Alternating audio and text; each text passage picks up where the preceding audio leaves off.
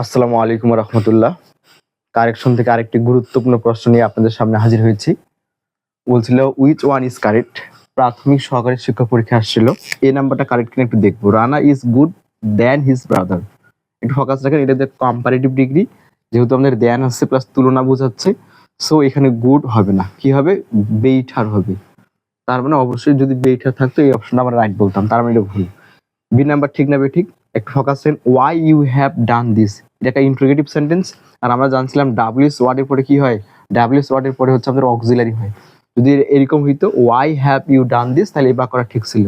যেহেতু এখানে ভুল আছে, তার মানে এই বাক্য হচ্ছে না। এবার একটু ফোকাস রাখি। ডি নাম্বার, সি নাম্বারটা ঠিক না ঠিক। তো একটু আগে ডি নাম্বারে যাই।